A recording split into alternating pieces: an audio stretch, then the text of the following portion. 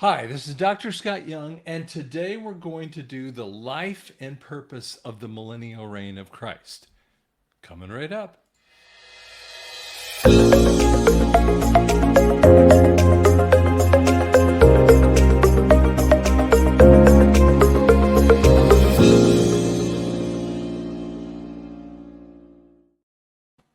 Okay, so I want to share with you some book possibilities here. You can go to drscottyoung.com. There, I don't have the other one right in my hand, but it's called Foretold. There's book Foretold, just says Foretold, and there's book two. This is a good series for you to understand. This was my fictional point that Jeff Swanson and I both did. This starts in the Millennial Reign and ends in the Millennial Reign because we go through that. But it also gives some conversation about the sheep and then the other the other groups that are out there as well. So that's one thing called Foretold, and you can find it on the book one.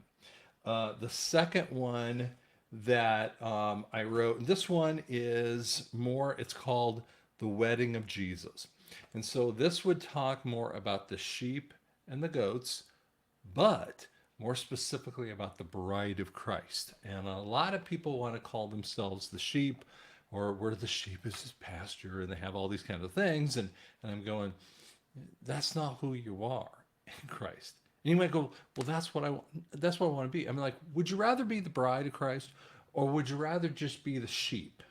I mean, if you don't know anything about those, that group, I mean, that's kind of a non-elevated position. Okay, so that's something to kind of think about with that one too. So, wedding of Jesus, and then lastly, I have rapture. Could there be more than one? And this is where I do a more of a dissertation on the different groups that happen. So, rapture, could there be more than one? And so, as you see those kinds of things, those are possibilities out there. I think, if I remember right, these two are $10. I know I knocked everything. These two are $10. You can get them as a Kindle. I'm just not a Kindle guy, so whatever. You can get them as a Kindle. The Foretold book is a little bit more expensive at $17. Okay, so you can get them at the website if that's what you would like to know a little bit more about.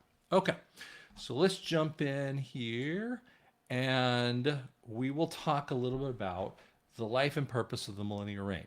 Okay, so we got to walk through a little bit of this thing. I want to show you. This is kind of cool. This is a video.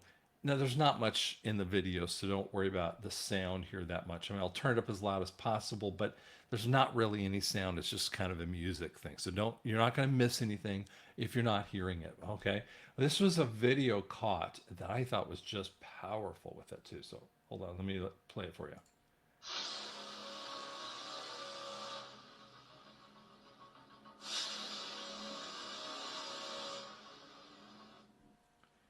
So just to kind of do that again.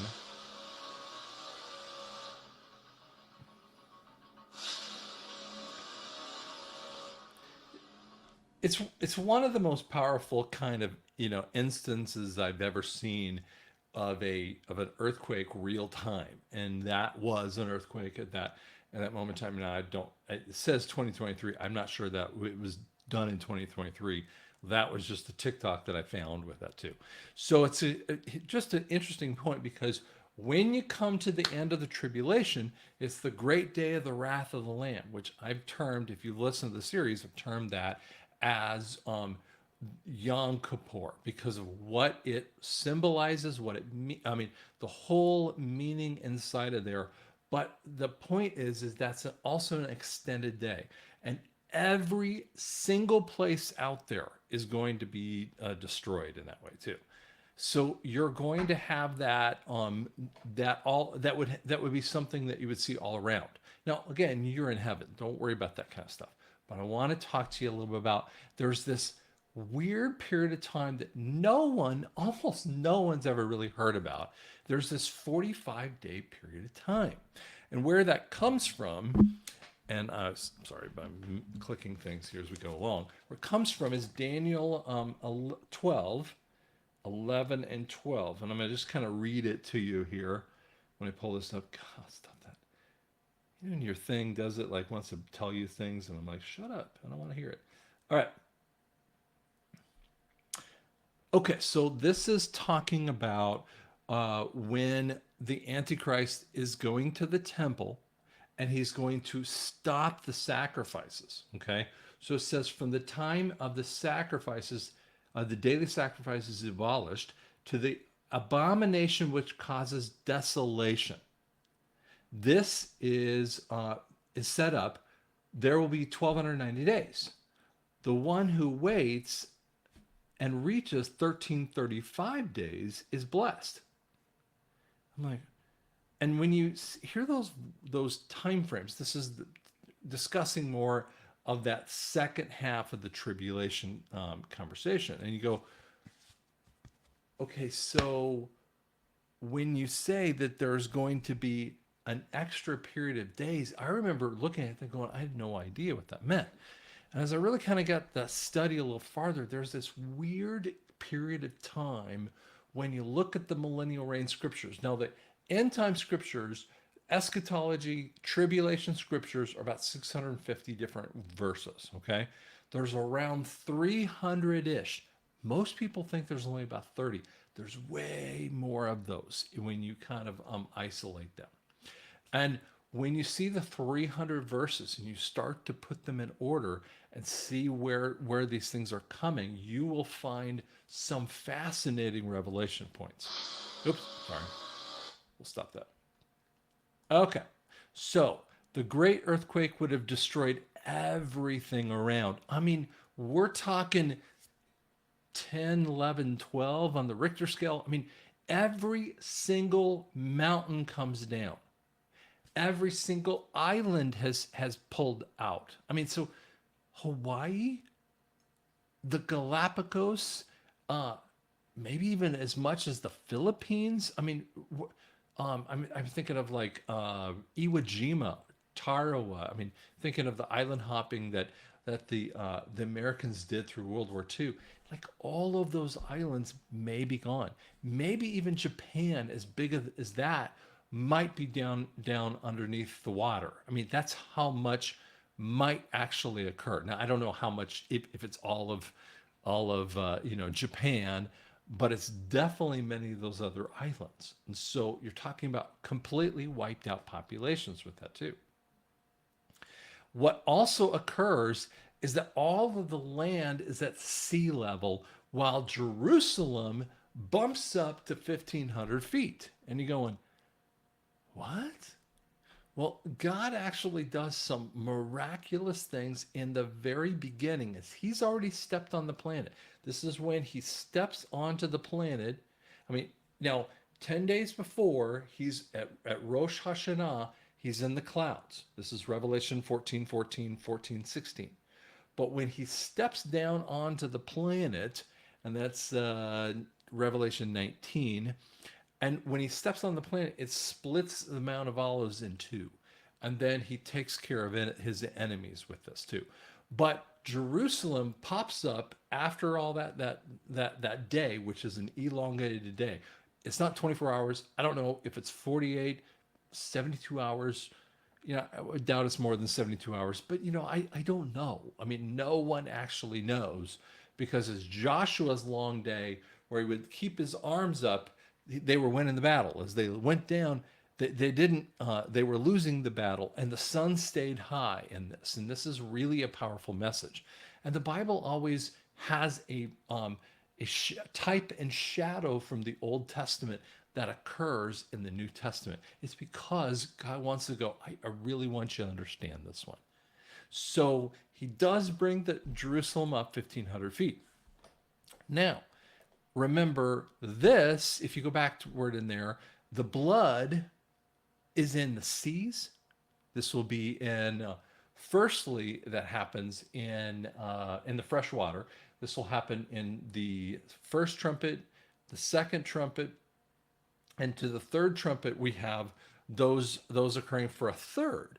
But in the bowl wraths, in the second, third, and fourth bowls, we have the same kind of thing happening.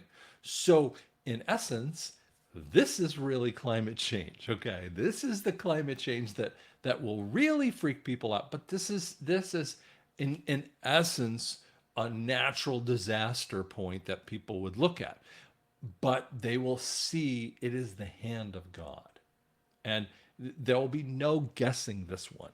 Okay, and then so he's got to clean those up too, because people, if you keep going, no one's gonna live. Matthew 24 actually says, if the days were in essence extended, no flesh would survive. He's like, and it says, if we don't limit those days, everyone's gonna be dead. And that's actually a way to think about this. So at this time, he's got to clean up. It's like taking his vacuum cleaner out and vacuuming up the world at that point. Okay?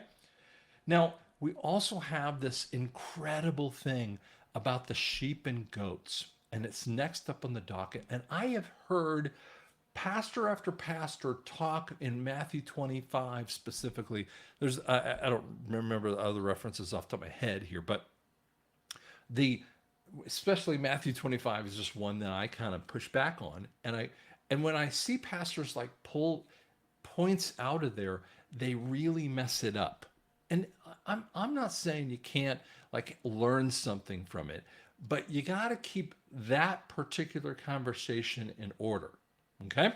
So let's talk a little about the sheep and goats. Now, background for me, there is a teacher at Oral Roberts University that I spent a lot of time with, and professor, and we were talking about Greek words and some points that I was struggling with, and some of the problems, and it came out in the book I just mentioned to you. You know, the wedding of Jesus. And so I was sitting down with him, and he said something really fascinating. He was like, "Well, what's your background?" I said, "Well, when I was in 4-H, I had pigs. You know, we grew up on 5 acres, and I had to tend to this, this garden in the back. And we're talking, like basically an acre. Okay, again, I wasn't being a farmer, wasn't trying to say I was, but at least I had that option or that understanding. And then we had a little tiny strawberry patch." Right out there, I shoveled the poop for the pigs, and we dealt with chickens, and we had rabbits, and we had a horse and a donkey. It was a really strange thing. This horse was a full-bred Arabian with the donkey. They were just such a weird, klutzy kind of combination. But when I would go to 4-H with pigs in my fourth, fifth, and sixth grade, I would take two pigs every single time, and they would put us in with the sheep and goats. And that was some of my background. And he said, as he would introduce a lot of his classes, and these are theology students. He goes, "How many of you ever been on a farm?" And I was like, "Or a ranch?" He goes, "Yeah, our farm or ranch." He was like, I was trying to ask him if he was being specific, and he goes, when I was first in the field, there was tons of people doing it, and then after a while, there's almost no one that has ever been doing that. And he was like, "It's real strange. The students are not, don't have that background." And he even referenced that instead of sheep and goats, one theology student, near the end of his thesis, so in his master's of divinity, tried to utilize a metaphor of cats and dogs instead of sheep and goats. And he's like, "Man, before you put this thing on, I'm going to tell you, I'm going to fail you if you do that, because that is not a good analogy to pull it." Okay. So if you don't have any experience, it gives people a lot of struggle to understand this. Okay. So just a little background kind of point, because I do have quite a bit of personal experience with it, but I'm not a rancher. Okay. I don't play one on TV, so you can't think that that's the circumstance I'm trying to say. The sheep in the New Testament, there's constant reference that they are non-believers. Now, we also see the nations, conversations about the nations. And so Matthew 9:36, but we also have one of the more powerful references of the lost sheep. So there are 100 lost sheep, right? Or 100 sheep, one's lost. the shepherd goes and gets that one sheep and has a big party. Okay? The prodigal son is another one of those. We have the prodigal son, and he goes off and he goes and wanders away. And if you don't be careful, sheep will just like kind of leave. And they wander away. And here's what the reference is, that you got to see the relational pattern of the sheep. And I'm going to do a lot longer one on these groups here in the next part of the series. So the very next series we're going to talk a lot about this. You're going to love it. But just to give you a basic viewpoint, the prodigal son is a sheep. He goes away, and when he comes back, he basically has nothing. He wants to live even as a servant. He is so destitute. And it is so perfect of a picture of these people who will live all the way through the tribulation and be at the very end, they come to Christ. And these people are going to be a ragged pair. Now, in John 19 or 10:9, excuse me, 10:9, it talks about sheep in the pastures. My sheep hear my voice. They come in and find pastures, right? And so that's a point of hearing the voice. We see this also kind of played out in Revelation 14:14. We see it in Philippians 2:11. And we see some of these kinds of things about hearing the voice. But if you know anything about sheep, that's about all they do. Okay, they definitely hear the voice of their master. And I'm going to give you a basic story on that one. When I would have the pigs, and we had these little tiny stalls. I mean, they're literally 8 foot by 6 foot. Okay, and so you got the two pigs in there, and you had to change out the hay or the straw, and you would change that up quite a bit, right? And so you're used to walking in crap all the time, so it's not a big deal, right? And you get used to the smell. I got used to the pig smell. Then I had to deal with the sheep and the goats, which had a wholly different smell to me. Now, to get a pig out and to kind of like walk him down to go get a bath, because listen, pigs love baths. So it was a fight every single time. They didn't want to go there, right? And so you had to put like a bucket on their head and go backward. I would try to wheelbarrow the pig, and it was just a fascinating difficulty. But when I'd see a girl, and I remember this one little girl, was basically my age, and she opened the gate.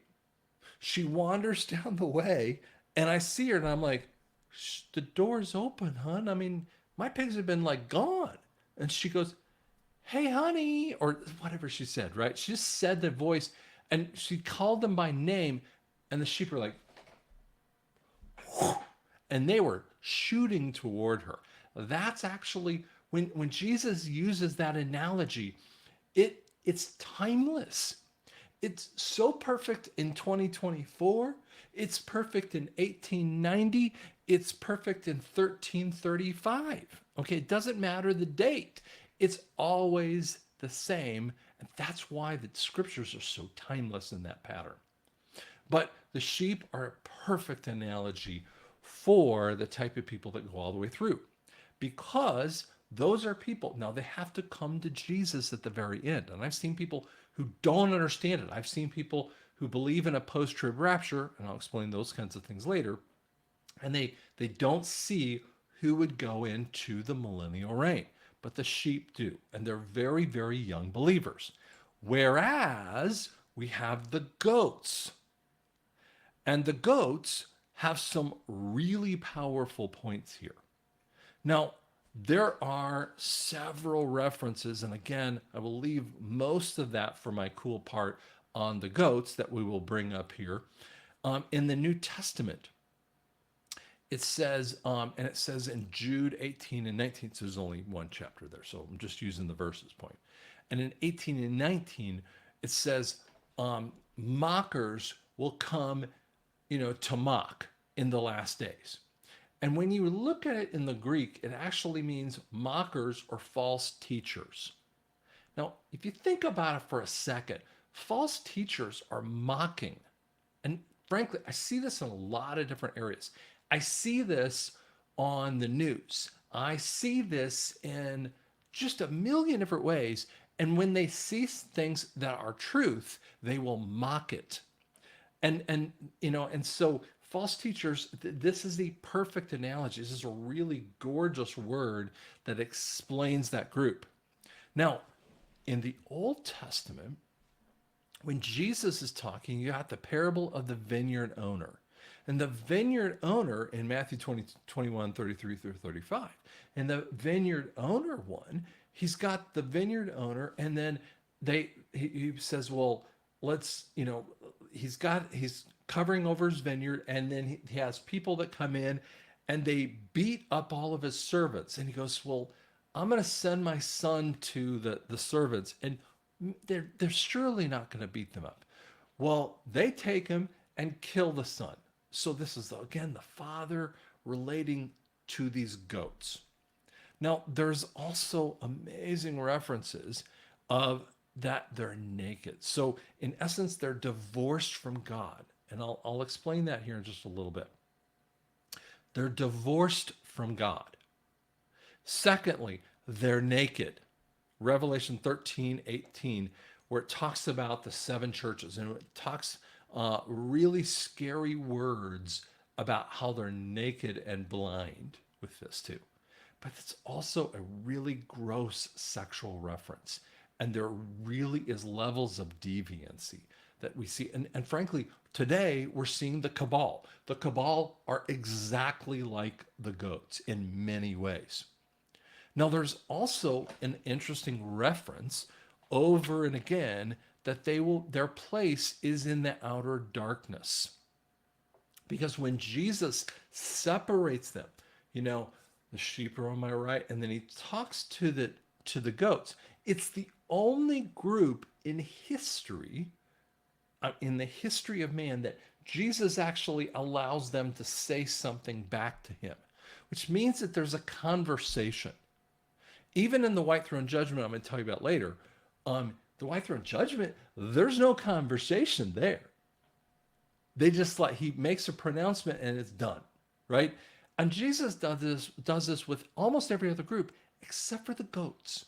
When he separates the goats, he goes, you didn't feed me. You didn't take care of me when I was in prison. You didn't clothe me when I was naked. Again, naked references. And you didn't do all that. And they go, when did we not do that? Well, when you didn't do it to the least, you didn't do it to me. But we preached your message in the streets. Here's what you got to understand. These are believers. Is that weird and knit you out for a second?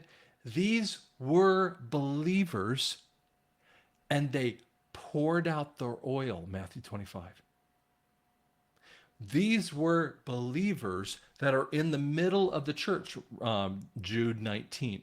They preach a message inside of the church, and it separates the people.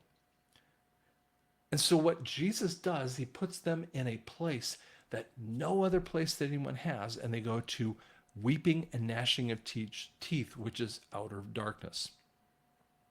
We also see that this group of people have incredible fleshly desires. So we see pastors all the time.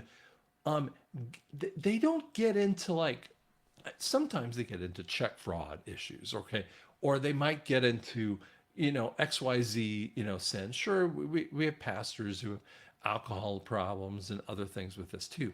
But the number one thing that you will see pastors fight with and teachers fight with is sexual issues. And it's the thing that we've got to struggle with a lot. We need to pray for our pastors, or they're all going to fall because they fight through this. Sorry, my nose is itching. They fight with this all the time. It's the thing that this Satan just loves to bring into our church. We shouldn't vilify. We should pray for them. But here's what happens. Some of them make the choice. Your faith can't be taken away. Many of you are going to hear this and go, Yeah, but I'm so worried about someone taking away my faith. That's many of you have heard that. The answer is nothing can separate me from the love of Christ, but you can. You can choose. You can choose to go away from him. And that's exactly what we're talking about here. These people have made a conscious choice to be away from them, from God. And so this is a really powerful separation. So these people, even though they're very evil, are dealt with in a very specific time frame after the tribulation goes through. And they're going to be just as emaciated as the sheep because no one's going to be healthy going through the tribulation. But then they're set to outer darkness. Now, let's go over to the sheep and remnant again. These are baby believers. Now, the sheep and the goats here, they only have been a believer for 10 days. At Rosh Hashanah, when they see him in the clouds, that's all they've been. These are Holocaust victims. One of my first studies that I ever started doing was World War II. And if you study World War II, you got to study pre-World War II stuff, why it happened. Then you got to go back to World War I. And then I would expand my studies of lots and lots of wars, of Civil War, Revolutionary War. I mean, I loved looking at those kinds of things. Just my thing, okay? And Holocaust victims, when you see some of them, there was one on YouTube that was taken off, and I can't find it anymore. But it was the actual video images that almost no one ever gets to see of what these people really looked like after the war as they're coming out of the camps. And they're just unbearable kinds of looks to them. Because the sheep, again, are the nations that come to Christ. But the remnant is the last third of the Jews. Now, if you look through the Old Testament, there's a ton of references in the Old Testament. The Lord is my shepherd, I shall not want. He makes me lie down on green pastures. He leads me beside the still waters, and it restores my soul. That's Psalms 23. But John 10:9 goes, the sheep hear my voice. And when they hear my voice, I open the gates so they can come in and have pasture with me. That's the same kind of references. It's talking about two separate groups. And that's what you have to see as well. So they are Holocaust victims, in essence. They need someone to nurse them back to health. And when I'm praying that you are the bride of Christ, you're married to Jesus. You've come back to the planet with Jesus to rule and reign. And you go, well, who am I ruling and reigning with? Your groom. But normally the bride and groom in that first year of their marriage in Jewish tradition, and we'll show you more about that, those two are by themselves for the first year. The community helps them out, and they're living in their house, but it's so that they can have children. Who would be the spiritual children of the bride and groom? The sheep and the remnant. That is probably where we are going to spend a bunch of time. Now, we're in our resurrected bodies, and we're coming back to help them. We've already had time in heaven, and our home is in heaven. We can bounce back and forth, and just like that. It's going to be a fascinating time. We have resurrected people and non-resurrected people like interacting with one another, and Jesus is right there. But in the beginning, we're just trying to help them out. And I'll teach on that one in the next series more. The bride returns along with the called and chosen to rule and reign. So when you get married, that's when you get the children. Okay. Here's some of the things that we need to know about the sheep and the remnant. Is number one, they have a long life. Now, if you've listened to me talk about this before, the long life, you have people who live today and they're 40 years old. And let's say the tribulation doesn't happen for 10 years, just making up a number. And then you go 7 years into it. That means the person at this 45-day period is 57 years old. But she is now a believer, let's just say, and she's going to live for 1,057 years before she is resurrected at the very end. Wow. Their children will die at 100 years old if they don't turn to Christ. This is what he says when I rule with an iron rod. These are the Old Testament ones that you can go through, and they're just fascinating verses. And he says it rules with an iron rod. It's because there's nothing in the way that should, I mean, there's no, Satan's not there. Satan has already been put in the abyss. They just have their flesh. And Jesus is there anytime they want to talk to them. I mean, when he wants to talk to them. So, like, they have, like, no excuse. And 100 years living in an idyllic place, man, come on, right? But if they die, they're going to go to hell. So again, these people can be incredibly old during the millennial reign. Now again, Satan is not on the planet to tempt. When you read through Romans, let's just do it for the heck of it, okay? Let's read Romans 7:15 through 25 together, okay? It's really kind of interesting verses. Okay, bring it back up. I'm going to bring it over here to Romans 7:15 through 25. So please forgive me if I misspeak a word here, because this is hard stuff to read, okay? For I do not understand what I'm doing, but because I do not practice what I want to do, I do what I hate. And like, I remember the first time I read it, was like, you what? How many do's are in there? And if I do what I do not want to do, I agree that the law is good. Like, if I do the bad things, the law is good. That's what I'm saying. That's what it's telling you. For now, I am no longer the one doing it, but is sin living in me. For I know that nothing good lives in me, that is in my flesh.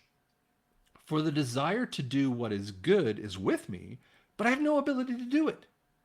For I do not do the good I want to do, but I practice the evil that I do not want to do. And if I do what I don't want to do, I am no longer the one doing it, but is the sin that lives within me. So I discover a principle. When I want to do what is good, evil is with me. Like, oh, that's weird. For my inner self, for in my inner self, I joyfully agree with God's law.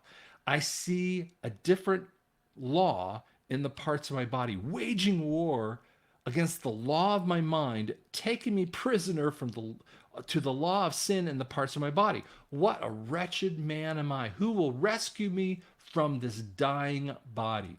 And I thank God that through Christ Jesus our Lord. So then, with my mind, I myself am a slave to the law of God, but with my flesh to the law of sin. I mean, he's talking about this war. You guys gotta go through this one. When there is a law of flesh that has sin in it, I talk to people as I'm going to do a video about Nasara kind of thing, that, post Nasara thing. And people go, all the evil's going to be gone from the planet. And I'm like, that's not what the Bible says. I mean, just because if Hitler is sitting in front of you, pick your worst character, pick 10 of your worst characters in the history of the world, and we wipe them out. It doesn't mean you don't have evil. And many of you are going, you're blowing my mind, I disagree with you. The word says you have evil inside of you. Have you ever done anything wrong? Then that's what you are, until you have the law of God in you. Okay. So we all have to come to Jesus even when Satan is not on the planet. So when people think it's going to be like perfect, yeah, in some ways it's perfect, but there still is sin out there. Okay, so when we come to the end of the millennial reign, and I'm going, whoop, we're already done. 1,000 years go by. There is a last battle. Satan and Gog is released for a time frame. Now, one of the things that you got to see is Ezekiel 37, 38, the Ezekiel 38 and 39. Oh, sorry, Ezekiel 38 and 39. Excuse me. Ezekiel 38 and 39 introduces a character called Gog. And Gog is a spirit that actually enters this Russian leader. Magog is from the Northern Territory, and we've looked at it very closely. It's Magog, which is Russia. The first time I heard this was before the fall of the Soviet Union. And I was hearing this, I think it was 83, 84. The Soviet Union wouldn't fall for years later. And I remember hearing this, and I was getting into the study, and I'm going, yeah, but it doesn't make any sense because Russia is a huge, it's got Ukraine and Siberia and all these other, nations, even into Mongolian territory. You can't really say it's like just the Northern Territory until the fall of the Soviets. And we just have Russia, and we have Ukraine, and we have Siberia, and all these different nations that are coming all around it, right? Of their own territory. And that's where we saw the fulfillment. Before that time frame, Ezekiel 38 and 39 could not have been fulfilled. And you would have said, stupid. Why would they call it, Russia and use Magog as Russia? That's the fulfillment of Scripture. And yet, here's what happens. Ezekiel 38, 39 war happens, and that leader is dead. It says Gog dies. So that's not the Antichrist, by the way. But this leader, Gog, dies in the eastern plains, or eastern mountains, of Israel. So when you're in the eastern mountains of Israel, and we have all those people, all of those coalition of nations, and Gog, is Gog dead? Well, yes, but that's a spirit that's on the guy. That's the same thing that happens when the Antichrist gets infilled first with the first beast, and secondly, he gets infilled again, even further, with Satan, who comes into him in Revelation 12:12. So we're seeing this Gog character who's a warring kind of spirit. And he will be released along with Satan. And where is Satan? He's in the abyss. But so are all of his fallen angels and demons. So they're released for a last battle. It's because we have to let sin, even in the flesh, without Satan, that people have to understand. There's two reasons that you can sin: Satan and your flesh. And so you have to let the flesh go all the way through. And even though everyone has died at 100 years old who didn't come to Christ at that very last period of time, in the last of those 1,000 years, 999 years and 99 days kind of thing, you get the idea. We're coming to the end of that. And so when we come at that end, there's one final battle. And them is like, this sucker's over in seconds. I mean, there's not even like, well, it happened here, it goes there, boop, it's done. That's how fast it is. So then we have the white throne judgment. And again, when you read through the white throne judgment, that's in Revelation 13 and in several different areas, in Revelation 20. And the white throne judgment, there was this one guy that walked up to an end time pastor, Perry Stone. And Perry Stone's story is really cool about this. And he's kind of laughing about this. The guy goes, I'll see you at the white throne. And he goes, you're not going to see me judge at the white throne. Because the guy thought the white throne judgment was like a good thing. And I'm like, no, I'm not going to be there. I'm going to be seeing it, but I'm not going to be in that thing. Because what we're going to see is the sheep and the goats are going to see it. Now, the goats are going to see it from a different perspective because they're going to come out of outer darkness. We'll talk about that in a second. But the sheep are going to watch this in their form. Now, we also open this weird thing called the Book of Life.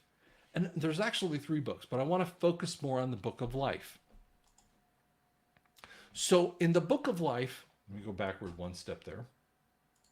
Oops, sorry. Okay, the Book of Life. I want you to see Jesus in your head. You can close your eyes and just, he's opened with this Book of Life that we've never heard any other way. And again, Perry Stone does a gorgeous job at explaining this. But I'm going to say it in the Scott terms. You got the Book of Life in front of you. It says that all of the dead through all time, this is not a resurrection of good people. Okay, these are the resurrection of people who didn't want to become of God. It's real powerful. These would be people who have been in hell, or they've been in outer darkness. 2 places that they would be. These are people that lived. We're not talking about the demons or Satan, okay? Because at the time of up here, the last battle, Satan is pushed to the lake of fire right then, okay? And then we have these souls. So if there's the body, the soul, and the spirit, okay? When you die, the gross part of you, the stuff that has sin on you, is the body, and then the part of the sinful portion of the soul. That's why I read to you Romans 7:15 through 25. Paul, one of the best guys out there, this is a major Pharisee that tried to stay within the law. He says, I can't do it. Every time I try not to sin, I keep sinning. Like, what? So he's talking about, what he's really talking about is his flesh, or his sarx. Okay, S-A-R-X. And that's the Greek word for this. And so what we're going to see is this resurrection of a gross, dead, along with the dead spirit of the person. And they're all put together, the body, soul, and spirit, but this is the unrepentant nature of this. So there are pictures of it, of the white throne. If you ever seen any pictures, you can go look at them at your own self. But in these pictures of the white throne, they have like guys in business suits, and they all look pretty good. And I'm like, no, they would look like the worst of the zombies that you can possibly look like. So they're all reconstituted. They're standing in a line, and Jesus says, opens the book, he says, and it's written in his blood, and he says, your name is not in here, dude. And you go, what would you say? Here's what happens. Your name is not written in the book of life. In essence, what he's saying to the people is, you're not alive. And they go, you're right. I'm dead. They go into the lake of fire. No, not the sheep, just the goats and the dead throughout eternity. Okay? All right. Now, I want to share with you several places of the dead. So we have the goats. Again, they are in the outer darkness. They get sent to the outer darkness in that first 45 days. They come to the white throne, and then they're pronounced dead because, again, we're putting those 3 parts together because you have to judge all of the parts of humans, the body, soul, and spirit. So when we have that judgment, poof, they go all together, every part of them, into the lake of fire. The abyss. This, at first, is the Nephilim. The Nephilim, the spirit of Nephilim that was killed off in Noah. Now, I believe that there still are Nephilim in this planet, but most of the Nephilim were in the abyss. Now, when we have the abyss opened in the 4th trumpet to the 5th trumpet, the 5th trumpet is when they come out. The 4th trumpet is when there's a wormwood that comes into the planet, and then 5th trumpet they come out. They come out as little stinger creatures, right? And so the Nephilim are in the abyss, but then it's opened for a time frame. So in essence, hell and all the gross things from the fifth trumpet on is whoosh, open.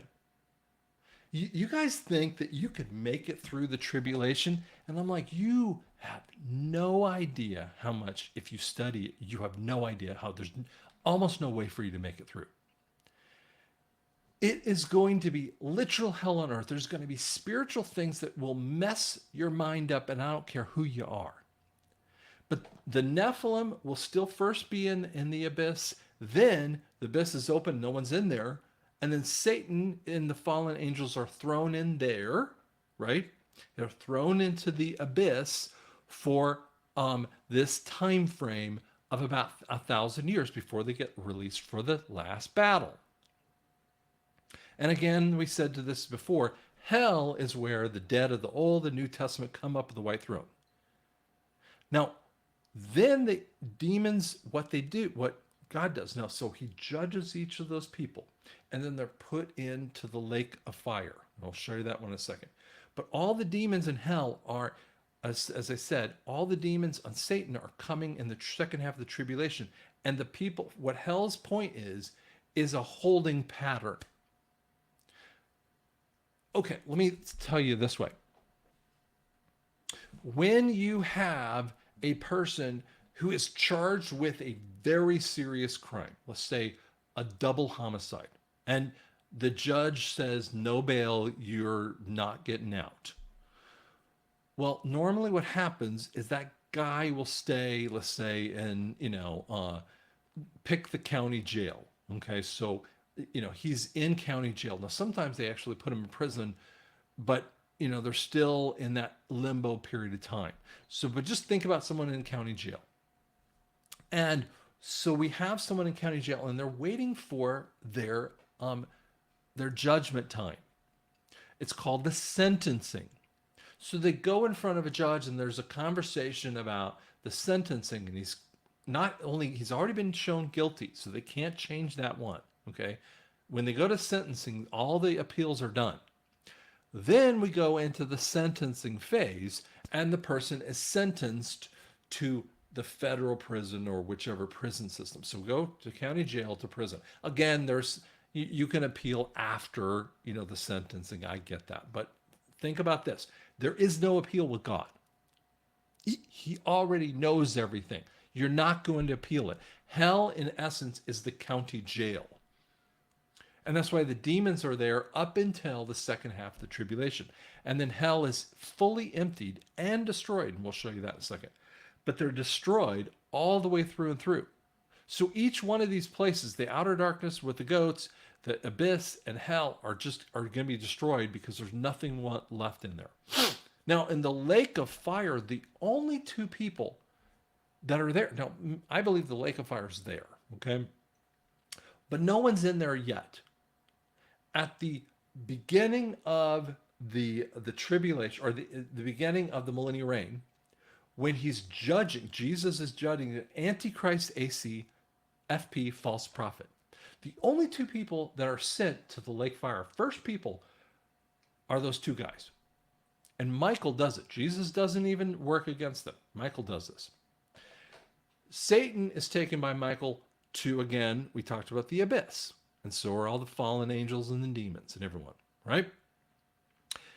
Now, then who joins them in the lake of fire are all the people that we just talked about earlier, who went to the white throne judgment. And when he says, you're dead and you're in for eternal punishment. And then you go in there. Now, some people look at this and go, this really bothers me. They go, why can't we have a terminate? I mean, why can't we have it just be done? God's not about, there is no way to destroy energy. Did you know that? Energy is not destroyed. It's just changed. That's a physics point. That is exactly what happens. You're created. You're never destroyed. You have to exist. You always will exist in eternity one way or the other. That should make you stop for a second. Am I really right with Christ? Now, In the first part of that of eternity, after we have that done, the sheep and the remnant are the only physical people out there. They are regenerated. They become resurrected along with the Old Testament saints who have already become resurrected in that first half of the 45 days. Um, the sheep, sorry, the bride, or it's called the faithful, the called, and the chosen. Those other three groups, they've been resurrected for quite a while. So everyone's resurrected at this point. Then we have a destruction of the earth and heaven. Matthew 24:35 says, heaven and earth will pass away, but my word will never pass away. Do you know why I hold on to the word and I can prove the word over and over again that it has been true over and over in so many different ways? But I hold on to those books. And when someone tries to beat them up, I'm going, you don't know anything about the word then. You haven't studied it like I've spent all of my life studying it. And I can prove over and over and over because it has medical evidence in there. It has physics. It has cell phone technology. It has air-to-air missiles and ground-to-air missiles and airplanes and all these other things that it references in crazy cool ways that you can't possibly imagine. And it's been sitting there the whole time. It was just for us to see. So that's why I get kind of pushy on this one. But at this point in time, at the end of the millennial reign, after all this stuff, we go into eternity, the destruction of heaven and earth. And people go, well, why do you have to destroy heaven? Well, you got to destroy it. Let's talk about earth. You got to destroy earth because there's been sin even in the millennial reign. Even though Jesus has like done a clean sweep of the area, right? It's like an F4 tornado where it basically takes it down to the foundation. But in this one, we have to do an F5 where we rip the foundation fully off. And the children but all of those people who have been in that time frame, there was sin. So those children born, they have to be born again out of their sin. So sin has existed upon the planet. And when atonement comes in, and we're going to show you that in a second, when atonement comes in, you've got to kill off the sin. Heaven also is destroyed, and I know this will mess you up. And I'm going to talk about this one in just a second. But there's two basic references that you can see about how sin has actually existed around heaven. And you're going, I can give you three, but basically two we'll talk about here. In the book of Job, the devil is wandering to and fro around the planet. Okay? Then he goes into heaven, and God and Satan are talking about Job. And he goes, have you seen my servant Job? And he goes, yeah, but if you curse him and and take away all his family, he'll curse you. Right? And that's the first accusation that we see about heaven. The second one actually is in the last time that Satan will ever have a chance to do this is in Revelation 12:12. Woe to you, earth! For the devil has come down with great wrath, knowing that his time is short. Oh, baby. And that's when the temple actually shuts up too. So we have to destroy the heavens. What? Then we have a new heaven and earth. Okay, so the new earth will only have resurrected people, and there's a conversation of living waters. That if you drank from the living waters and the tree of life, you live forever. Well, of course you're going to live because there's no other way but people who live forever, and they have to be in the resurrected form. They can't have the physical body. They will have the resurrected body. And there's no marriage and giving in marriage at that time frame. Doesn't mean you're going to feel differently about your wife. You're just not going to be in that kind of point. A new heaven, it actually talks about when you see the dimensions of it. My friend Jeff Swanson talks about this. Some people think of it as a cube, like a Borg cube in the Star Trek series. It really is more like a pyramid structure. And this pyramid sits and touches to earth.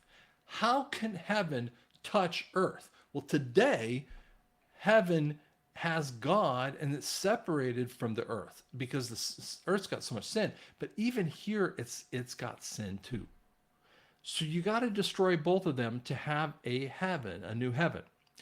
And this is the only reference where we have streets of gold, and it's gold like glass.